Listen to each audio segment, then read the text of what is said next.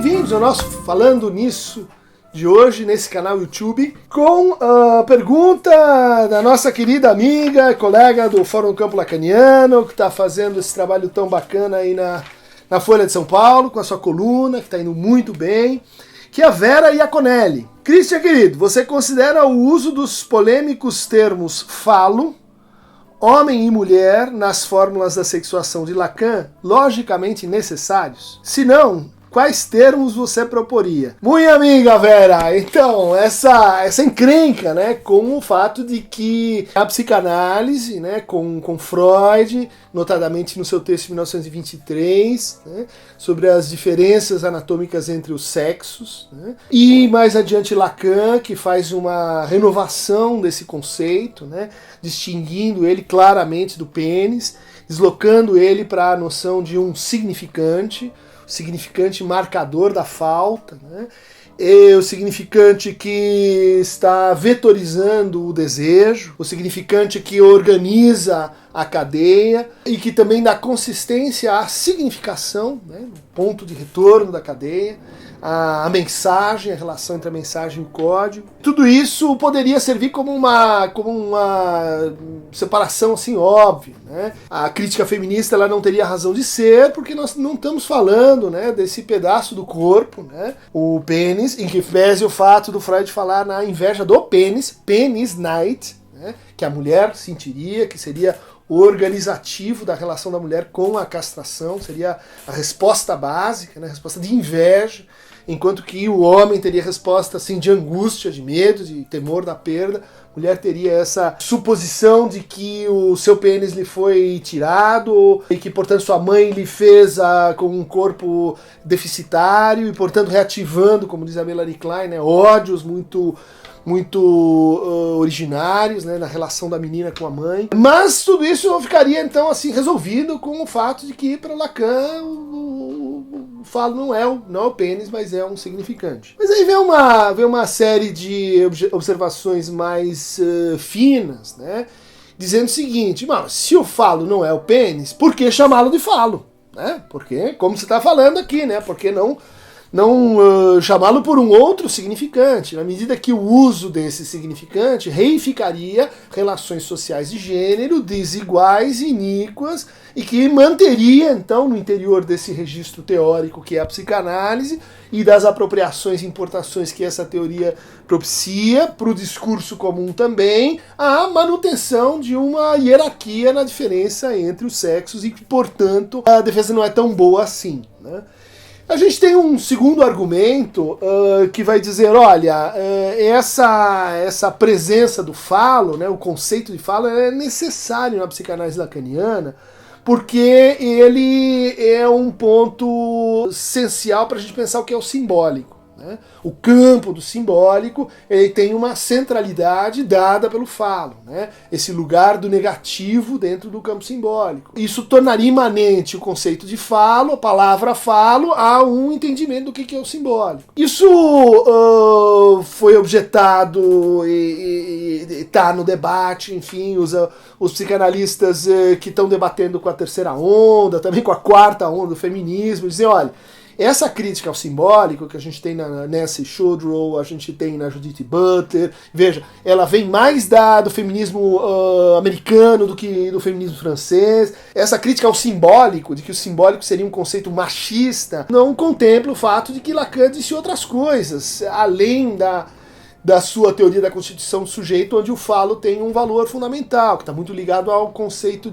ao modelo, né, do grafo do sujeito, que a gente já falou aqui no canal. Mas essas críticas feministas precisariam alcançar o último Lacan, o Lacan do Seminário 20, onde ele reformula as relações entre o homem e a mulher a partir de modalidades distintas de gozo. E aí a tua pergunta faz todo sentido, porque você diz assim, então por que nós continuamos a usar essas palavras? Né? De um lado o homem, né, associado ao gozo fálico, e do outro lado a mulher associado assim ao gozo não todo, ao gozo místico, ao gozo louco, ao gozo fora da linguagem, confirmando essa crítica de que o falo tem uma imanência com a linguagem, e se a gente vai falar então do feminino, ele faria assim não é um fora da linguagem no sentido exterior à linguagem, mas aquilo que não se inscreve no significante, aquilo que não se inscreve na cadeia, aquilo que não cessa de não se inscrever, que é a definição que o Lacan dá do real. Portanto, não é fora da linguagem no sentido exterior, né, como alguns críticos aqui até do canal já colocaram, mas é uma negatividade interna. A gente podia então reformular isso dizendo o seguinte: olha, na teoria da sexuação, quando o Lacan coloca de um lado homem, de outro lado mulher, ele explicitamente acrescenta que estes significantes são shifters ou deixicos, ou seja, eles são significantes que fazem parte de um discurso, né? E dentro de um discurso eles funcionam como semblantes, ou seja, é homem tudo aquilo, tudo aquele, quaisquer formas de subjetividade que se reconheçam nessa palavra, que tem que ver com, olha, como a palavra eu, a palavra tu, a palavra vós, a palavra eles. O que quer dizer eu? Eu não tenho exatamente o significado. Eu tá ligado a quem usa essa noção. Então é assim que a gente deve compreender a noção de homem e de mulher nas formas da sexuação, como deixicos, né? Aquele que se reconhece na situação de enunciação. Qual é o significado das palavras assim, ontem, amanhã, depois de amanhã? Bom, elas são posicionais, tem que ver com aquela enunciação. Então o sentido delas tem que ver com como a gente se reconhece nesse semblante, que seria aquele que é o Senhor e autor da sua linguagem. Bom, mas essa posição, a gente sabe, ela é ficcional. É uma ficção, portanto, do que significa homem e o que significa mulher. São semblantes. Também a mulher. O que é a mulher? Então, voltamos ao essencialismo, porque quando a gente fala em mulher, então tem um significado de mulher. Tem um significado que é dado pelo uso, tem um significado que é dado pelos atos de reconhecimento. Mas aí você vai dizer, Vera, não, mas tá bom, nós estamos de novo no binário. Nós estamos, então, recapeando o falo, e agora tem o homem, tem a mulher, tá bom que são definições pragmáticas, tá bom que são compatíveis com, então, construções socio-históricas, tá bom que isso permite, então, a gente pensar uma economia de poder entre os shifters, entre as narrativas, né, entre os discursos. Essa distinção parece importante, né, tenho defendido ela, para justamente integrar questões relativas a quem é que diz, quem é que usa e como isso ajuda a reproduzir situações de hierarquia e dominação entre gêneros. Mas então nós estamos às voltas com o de binarismo, com o dualismo, homem e mulher. E as palavras são essas, por que não outras? Então, para começar a tentar um caminho então alternativo a isso, né? Porque eu acho que você colocou bem a discussão num nível assim nominalista. Por que a gente usa essas palavras e não outras? Não apenas assim conceitual, porque a gente pode se defender conceitualmente e tal, mas é a palavra, né? Então vamos à palavra. Para isso eu recomendaria o trabalho do João Ângelo Oliva Neto, O Falo no Jardim, um texto lindo. O João é um helenista, é um grególogo, um cara que foi estudar assim como Catulo, como Catão, como a Grécia Antiga, e inventou a palavra falos, tá? Até com um. Né? Isso é muito importante. Estamos falando então da história da palavra, a gente associa muito essa palavra com o quê? Homem. Né? O João vai mostrar que não é bem assim. Porque no mito fundamental do falo, que é o mito de Príapo, né? Que a gente logo vê, né, aquela pessoa que está então com o pênis ereto permanentemente. É um mito trágico. Né? Tudo bem que Príapo é filho de Dionísio, né? É filho do Baco, deus do vinho, da alegria. Mas o João vai destacar duas coisas. Primeiro lugar, Príapo é um hermafrodita. Sabemos que essa expressão está em desuso, hoje se fala em intersexo, mas Príapo não é um homem, tá? É alguém que tem, como Tiresias, os dois sexos. Segundo lugar, a mítica do falo no jardim, né, aponta para o seguinte, né, as estátuas que homenageiam esse deus grego, elas eram então rigorosamente depositadas em jardins, né? Ou seja, a entrada da casa, então onde você põe ali a estátua. Qual é a alegoria que está em uso, então, em jogo aí? É a alegoria do encontro sexual. Do encontro, o que é o jardim? É uma alegoria da vagina. né? Isso que o Freud vai dizer, não tem representação, é uma representação negativa, é o fracasso da representação. O João está dizendo, não, é o seguinte, o falo é esse conjunto. Não é o pênis, mas é o pênis e sua paisagem. Isso a gente vai encontrar, por exemplo, nos templos hindus. Recentemente estive lá na Índia estudando o assunto, e de fato, todas as representações do falo, elas estão ligadas ao que eles chamam de lingam yoni, que é uma representação vaginiforme, né, com o falo que está ambiguamente emergindo e imergindo. Essa representação vaginiforme envolve, sei lá, a água, envolve o jardim, né, de onde algo emerge ou imerge.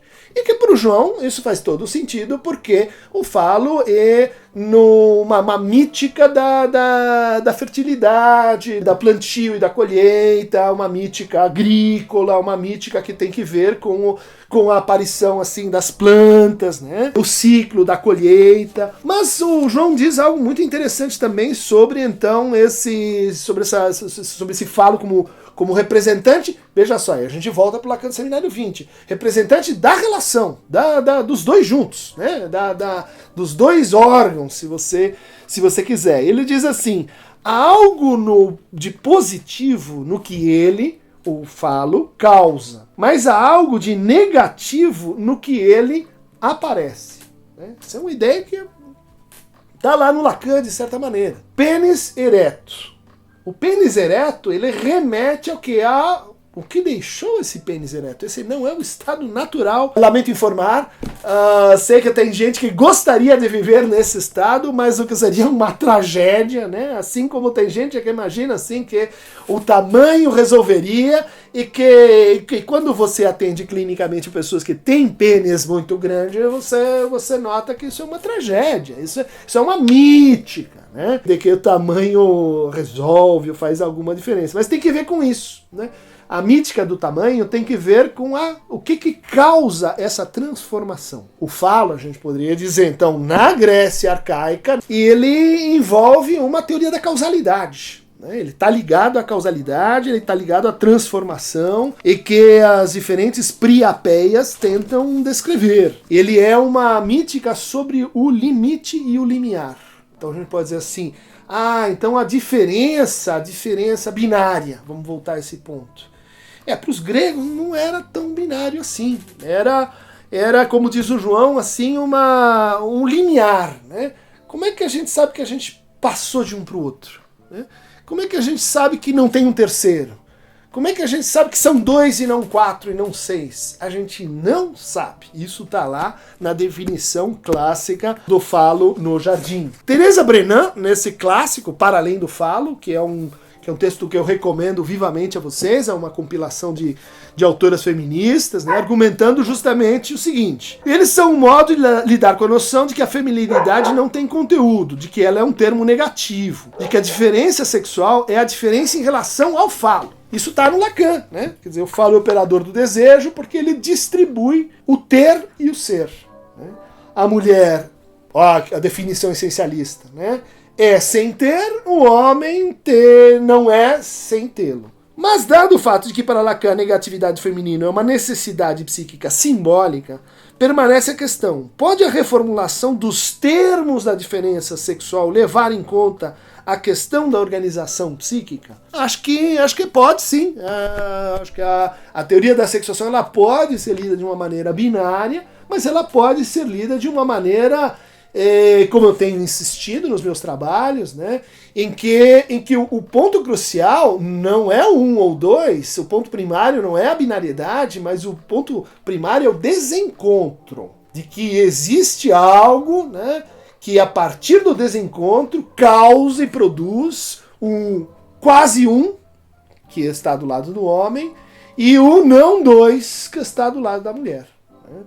Então, quando Lacan põe o falo, tudo bem, o falo está lá, precisamente na página 105 do Seminário 20 de Jacques Lacan, mais ainda, quando Lacan põe o falo no campo do homem, a gente pode dizer assim, será que ele não está falando de de uma teoria social também? Será que ele não está falando que, e isso os feministas concordam, né, de que o discurso dominante, né, o discurso que se aposta das causas, que dá as razões das transformações, ele não está do lado homem excessivamente? Sim, sim, é isso que a gente pode ler aqui, né? Quer dizer, tem um excesso de falicismo masculino. Qual é a resposta óbvia e equivocada? Então vamos fazer um falicismo do outro lado, né? Vamos distribuir o falicismo, né? Porque o falicismo é a razão extrema e harmônica do que? Da distribuição de poder. Não é. Não é, e essa é, vamos dizer assim, um ponto em que a gente diria, tem uma teoria do poder muito simples quando você pensa assim, que quem tem poder é quem tem o X, quem tem o carro, quem tem a aparência, quem tem o dinheiro, quem tem as coisas. Isso é uma teoria possessivista do poder. Que funciona, mas funciona até certo ponto e até certo limite, né? Então a gente vai dizer assim, por que manter o falo como operador? Resposta etimológica, filológica, bom, e essa, porque o falo não está do lado do homem sempre, a gente tem um contra-exemplo aí, grego, ela está do lado daquela que representa esse descompasso, o assim dito, né, Hermes e Afrodite, hermafrodita grego. Né? E eu não proporia assim uma reformulação vocabular, né? Eu não proporia algo assim como, então vamos pensar o falo feminino, porque no fundo o Lacan está falando algo mais radical do que uma reforma nominalista, né? do que uma nova ortopedia do discurso, né? Então vamos nos treinar para falar diferente, e daí essa mudança na forma de nomeação ela vai trazer alterações nas relações de gênero, né? Eu acho que ele não concordaria com essa política, com essa ética, né? Porque no fundo talvez não seja bem assim que as transformações elas efetivamente se deem. O que o Lacan está falando é que a mulher, como esse binário que completaria o homem, a mulher não existe. E isso é um apelo para que estas mulheres que sofrem estas mulheres que sofrem no coletivo, né? Não quer dizer assim, então a gente tem que abandonar o coletivo feminista. De jeito nenhum. A gente tem que abandonar o fato de fazer a mulher a imagem e semelhança do que já está dado. Chamemos isso de homem, de falo, de poder, de discurso hegemônico. Ou seja, não é pelo binarismo que volta então aí nesse momento que a gente vai estabelecer uma reforma nominal que vai alterar os discursos. Mas a potência política de mulher, ela me parece ainda muito grande, né? Vamos pensar o que seriam as lutas feministas se a gente então suprime mulher. Se a gente diz assim, vamos chamar isso de outra coisa.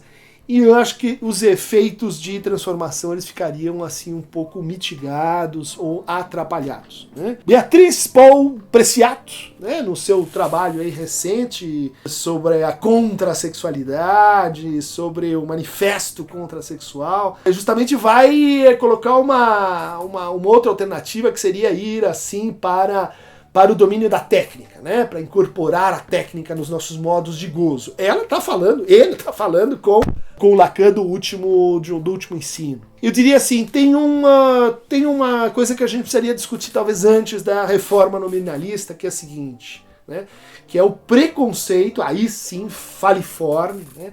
De achar que a gente tem um dualismo que está antes dessa conversa toda, que é assim, o dualismo da identidade ontológica, que é a natureza, que é idêntica a si, e as formas como a gente descreve essa identidade, que são os discursos, as construções sociais e tal. Então, ou você é realista, essencialista, ou você é, então, relativista e construtivista social.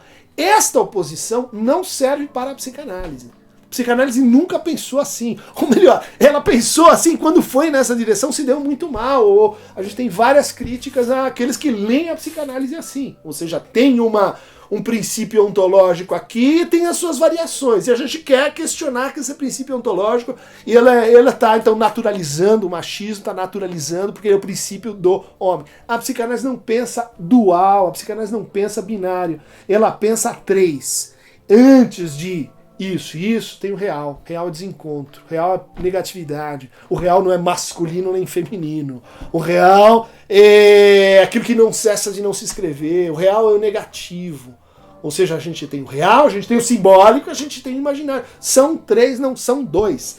Então quando você diz assim, homem e mulher, eu digo, mas é que homem e mulher são semblantes, são dualizações de algo que no início, você quer discutir princípios, são três, não são dois. Né? Ou talvez sejam quatro, se você considera o sintoma nessa história.